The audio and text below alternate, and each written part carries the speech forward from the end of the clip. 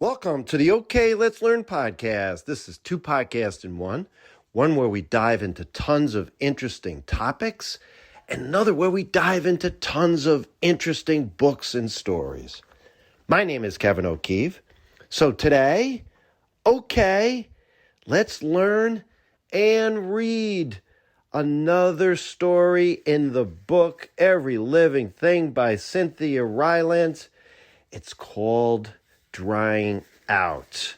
Hey, before you start listening to this podcast, again, this is a series of episodes on each little short story. This is a short story anthology. Every story has to do with a pet and how it changes the life of a human being. So, before you listen, go out. And you know what? This book is so old that sometimes I think you could Google it and you could just get a PDF of this short story, 5-6 pages. It's called Drying Out. Read it and then come back and listen to the podcast. It's such an amazing story. Our previous episodes was on the story called Stray, about a stray dog, changed the life of a family. You have a story called Bad Road for Cats. This, again, was about a cat that was down on its luck and almost had passed away, and it changed the life of a human being. And the story Retired. It's interesting. My first three and my favorite, I think, stories in this anthology all have to do with cats or dogs. And that one was called Retired. The third one, that was about a border collie. All worth going back, reading these stories and listening to the episodes. But this one is not about a dog or cat. Interestingly enough, it's about a pet that you won't have as a pet. It's about a wild animal, but no doubt, in my opinion, after we do a compilation of all the stories together in one big episode, I would argue this one, at least for me, it really tears at your heart. And I've read it 15 times and I still just finished reading it again prior to setting up this episode. And I'm tearing up. And I'll say this, for the parents and younger members of my audience listening to this, it's a bit mature. And you have to know your audience in terms of being able to read this. Because basically what's happening in this story is our main character, Jack Mitchell, is addicted to alcohol. And he has to, as the title is, Drying Out, he has to be hospitalized because it's literally affecting his health. It's affecting his freedom. He ends up getting arrested because he cannot control his drinking, and he ends up passing out and gets arrested for that. And as a requirement for his sentence, he has to go to a facility, a hospital. He loses his freedom. They are sentencing him not to jail. They know he's a good man, and they're sentencing him to physically get off of the dependence of alcohol.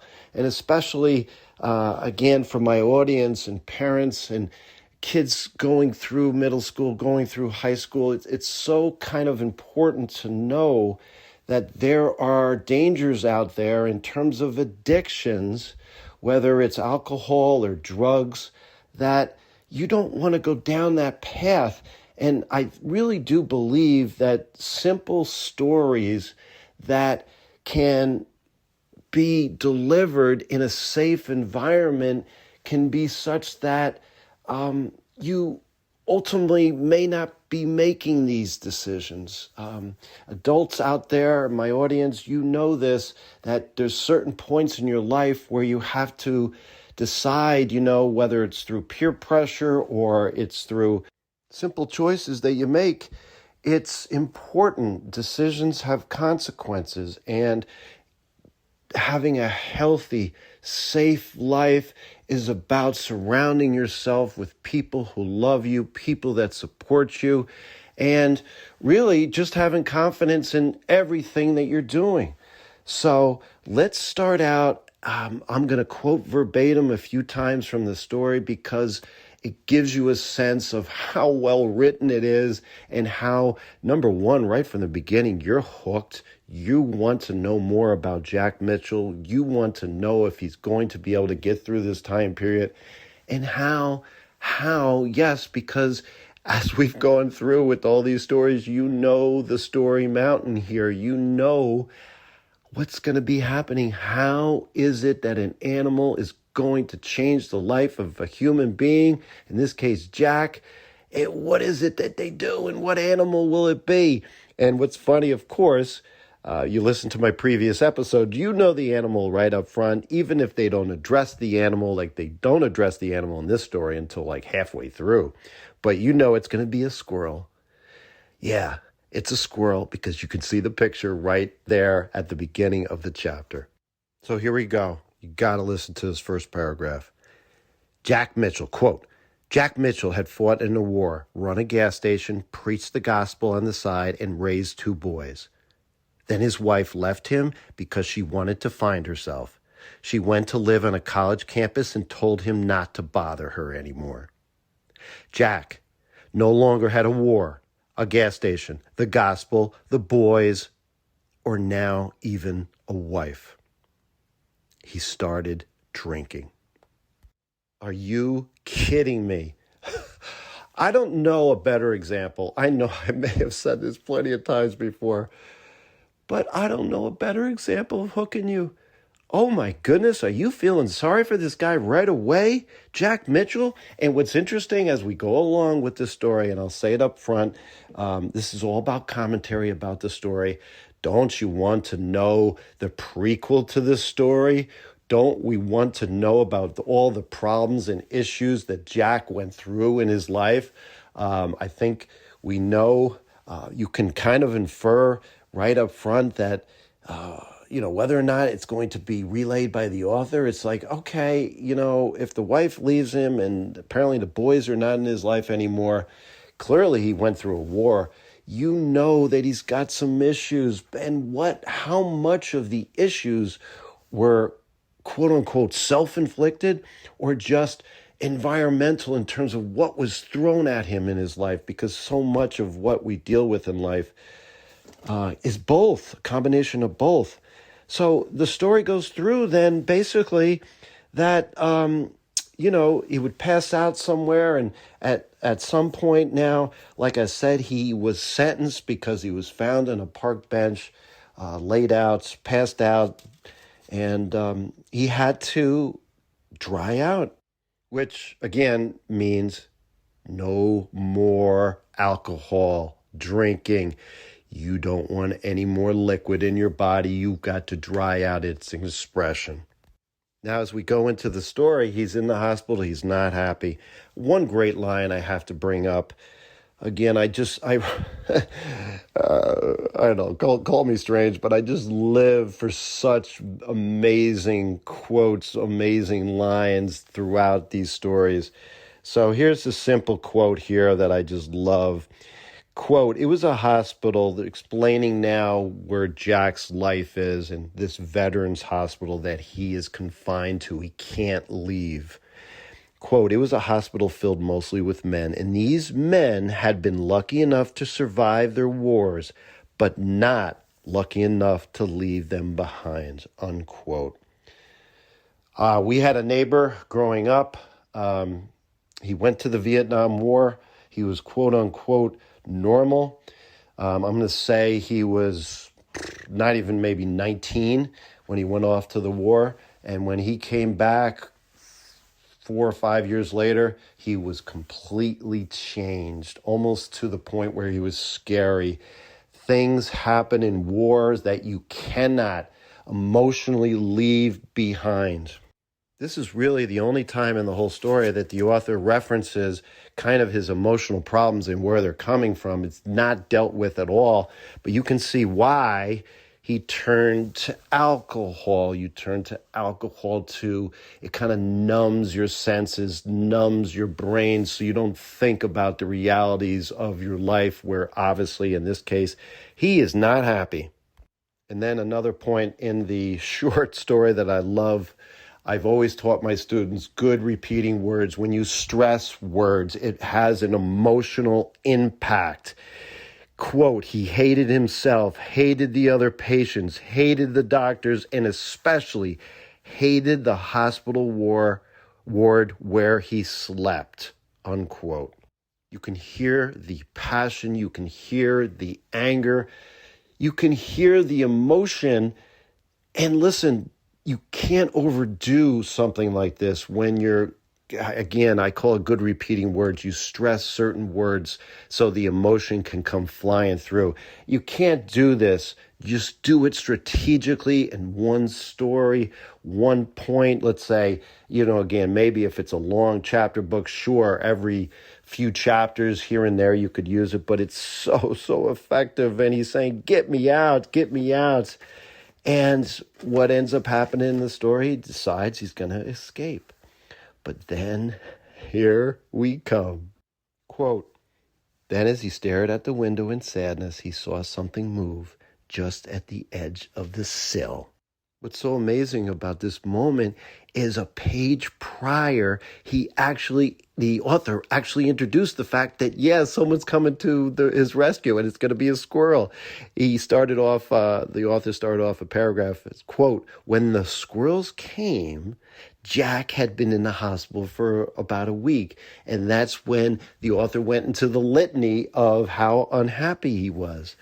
But as the author relayed, this movement at the edge of the sill is, some kind of animal. He reached for his glasses. He reached for his pants. Again, moment-to-moment detail.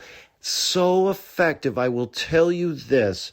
Writing workshop introduced to millions of people this idea about the heart of the story. You now are in that moment where you need to stretch out what's happening so you can stay there, experience every feeling and emotion, because this is the turning point.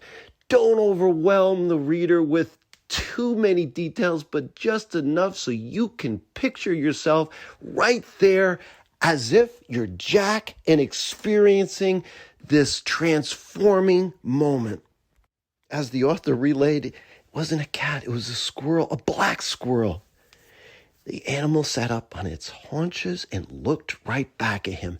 That detail about, this is when he's sitting up, these squirrels, and this is about as close as you're going to get to a squirrel. Again, you've got a window between you, but there's this eye-to-eye contact.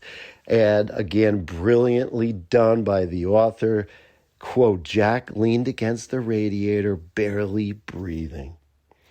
The squirrel, they look at each other, they're checking each other out, and what does the author write? Well, Jack whispered, well. I'm sorry, if you don't sense it right there and then, these are not the stories for you. If you can sense it right there and then, it's just so simple. And again, you're teaching writing, you're trying to become a good writer. This is what you have to use as a model. It's so simple because in this one word that he's happy for the first time. He's smiling, he's considering, he's thinking. And what is he doing in this moment? He's not thinking about his horrible life. And this is what pets can do, right? Empty nesters. Me and Mrs. O'Keefe, we're empty nesters. We still have our families. We have our grandkids now. It's just so wonderful. But having that person, in this case, for us, it's Jasper that just drives us crazy, but you love him to death. And this is what everyone needs. At least that's what the theme of the whole book is. So what does the author relay? Jack's starting to feel better. He's talking to his fellow hospital mates. He's making plans. And most of all, he's deciding each morning that he's not going to escape. And They talk about the squirrels coming over to the windowsill, the sill. It's very interesting writing technique. The author says the sill. He comes to the sill. I've never never heard of anybody referring to a windowsill as just a sill, but I think it's so effective. Quote, all three squirrels again sat on the sill. Jack put on his glasses and tiptoed over.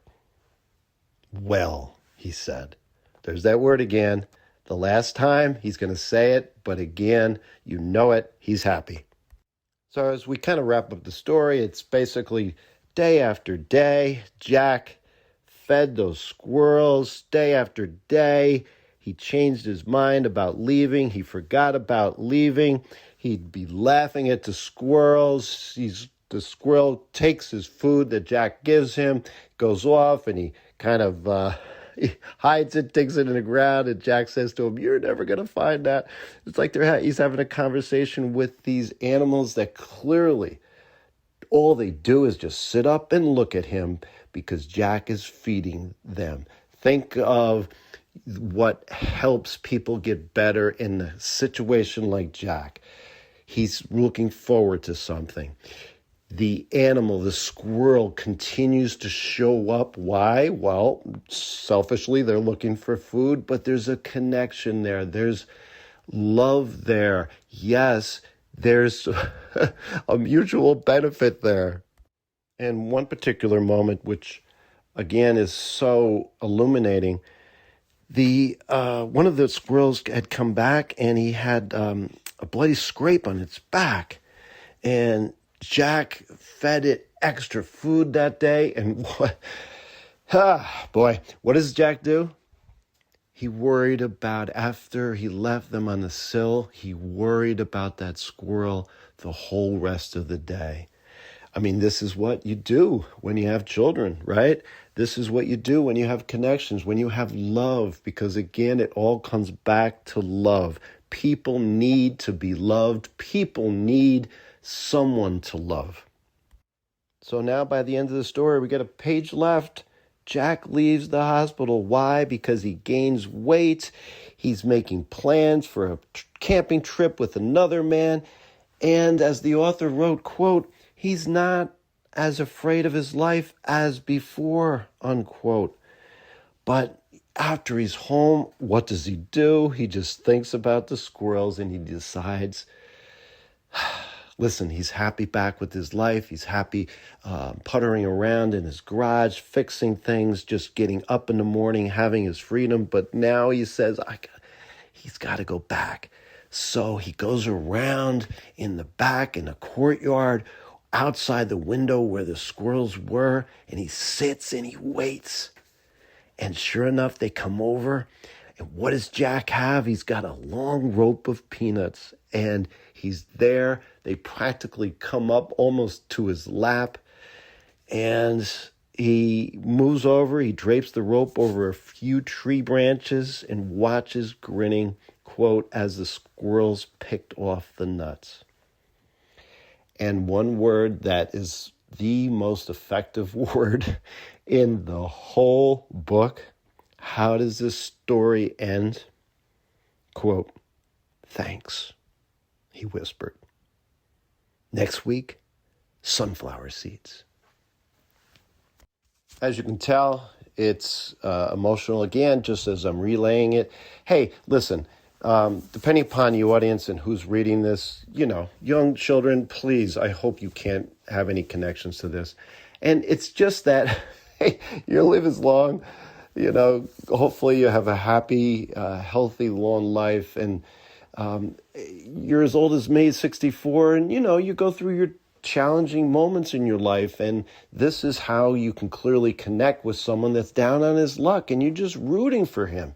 Even if you've had a happy, successful life, I would argue that everyone has gone through some tough times, whether it's, again, like I said before, kind of like self-inflicted, but most of the time, no, life just brings challenges towards you and hits you when you least expect it. And it's about being resilient. It's about getting up when you fall down And we can, like I said before, we can certainly relate through these stories.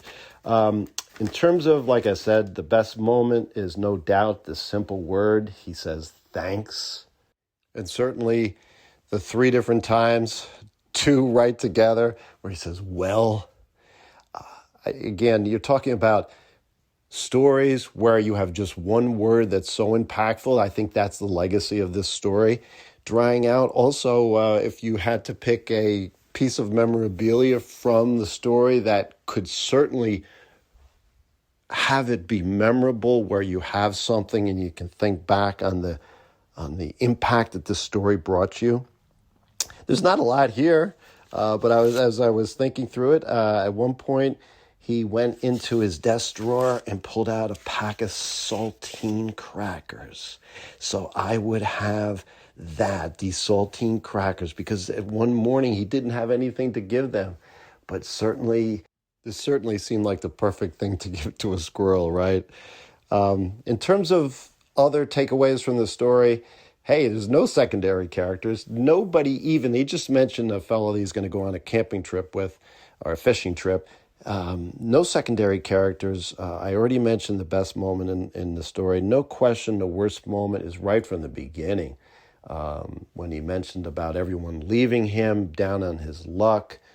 Entering, certainly the second worst moment is when he's considering just leaving and he's gone. He yells, "Get out!" He's got to get out, and he's saying that in his head.